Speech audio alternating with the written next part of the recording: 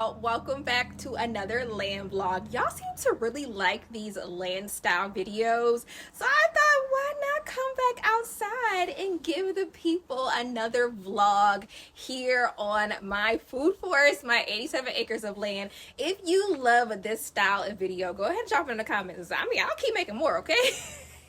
So I don't know why the audio decided to go out during this video, but pretty much I said that I am hosting my next Indigenous plant medicine retreat right here on my land. And during this retreat, we are going to make native medicine out of Indigenous plants found on my land. So I actually have to catalog all of the medicinal plants on my land. And when I say all, I mean as much as possible.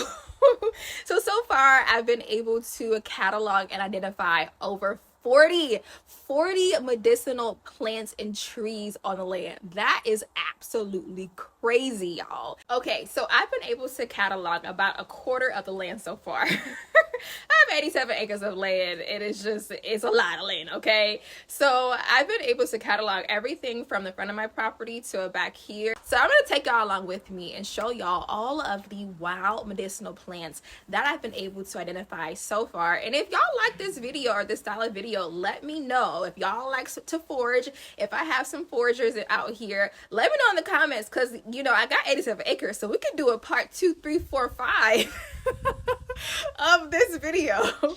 Okay, here is another medicinal herb. I'm gonna get low so you can see it. I think it's dying because the season is ending for it. This is Selfheal. I spotted some more Selfheal that is not dying, and so you can see the beautiful purple flowers right here. Again, this plant is great for literally everything. It's great for wounds. It stops bleeding. It's great for insect bites. It's great for digestive issues. It's great for sore throats. That's why it's called Selfheal, because literally it's like that plant, okay? All right, y'all, we are deep into my land. I'm about 30 or so minutes from the front. Y'all, I think I found another medicinal plant. This right here is a species of Boneset. I had more in the front of the path. I don't know where it is. I don't know if somebody came and ate them and took them, but this is the first time I'm seeing it on the path today. Boneset is a great medicinal herb that has been used to treat fevers and colds and all things related to cold and flu season. It's most notable for helping to reduce that fever, helping to bring it down. This is another herb that I use in my apothecary. Again, it is crazy what we find growing in the wild. All right, y'all, so this tree or shrub was used by Native Americans and diaspora Africans here in America as a general diuretic. It was used as a general tonic, okay? Can help you flush out everything in your body to help rid your body of excess fluid. It was also used to treat diarrhea because it is a tonic and diuretic. And y'all, it was used for asthma, to treat asthma. And you probably have this growing on your land and you don't even know it. So let's keep walking. I should have got a stick, y'all. I'm running into spider webs left and right, but y'all know if y'all see me waving my arms, it's because I'm waving off the spider webs. Would you believe me if I told you that all of these trees behind me are medicinal? Yes, all of these trees, every single last one of these trees have some kind of medicinal value to it. And believe it or not, Indigenous Americans and other cultures here use these trees for healing. So let's go take a look at some of the trees and see which ones that I have and how they can help your body. Okay, y'all, I know y'all know what this tree is, but did you know that pine trees are medicinal? The medicinal parts include the pine needles, the pine resin, the bark, the pollen, and even the pine cones. The pine needles are great for your respiratory system. You can make you a nice tea if you have some phlegm, if you have congestion. These pine needles will take care of that. You can also tincture the pine cone with the pine needles and get similar benefits. The pine bark has been used as an antimicrobial wash by certain indigenous tribes, and you can make a decoction and use the bark to clean wounds And the bark is also good for muscle and joint pains. Inside of this bark, you have a potent medicine known as a resin. Now, the resin of this tree is also very, very highly medicinal. Different indigenous tribes and also enslaved Africans would make a medicine out of the resin from the inner bark of this wood called turpentine, and it was powerful, y'all. Just like other parts of the tree, the turpentine that was made from the resin was used to treat respiratory issues, wounds, and muscle and joint pains. Okay, y'all, I actually came out here with my pen and my notebook. I cataloged every single tree, and I went over every single tree to see what kind of tree it was and what medicinal value it had, and how indigenous people use these trees for wellness and for healing. And would you believe that every single last tree that I cataloged had some kind of medicinal value? Okay, y'all, next up on the medicinal tree list, we have this hickory tree.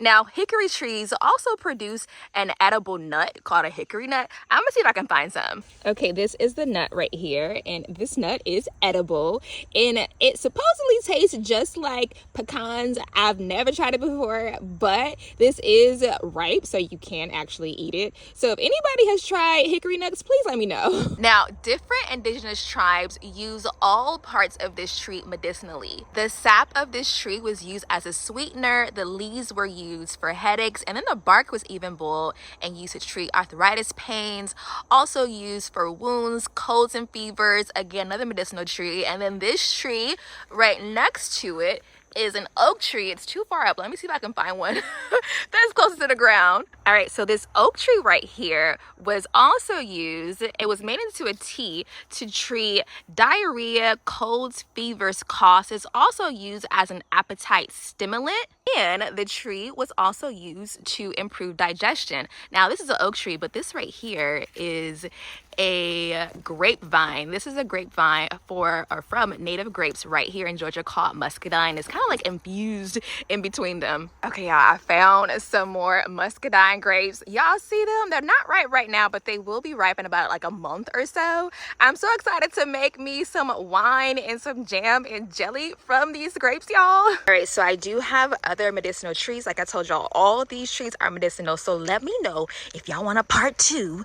And in part 2, I will come back and tell y'all more of the medicinal trees that I have on my property. A few moments later. This right here is wild fleabane, another amazing medicinal herb. It has a lot of great uses. One of the best uses for it is it stops bleeding. So if you get cut, you can make a poultice and put this right on the cut and it will stop the bleeding, but it has a lot of other great benefits to it. I have been finding herbs like this literally all around me that is wild and medicinal, and it's so crazy, y'all. This is why I decided to have my retreat right here on the land, because I am living in a medicinal forest full of edible wild medicinal. Even all these trees you see are medicinal. How crazy is that, y'all? This is a species of St. John's wort. This is called dwarf St. John's wort. And if you're familiar with St. John's wort, it is great for your mental health. It is nature's antidepressant. It helps your body produce serotonin. It's a happy herb. Y'all, I keep coming across this herb.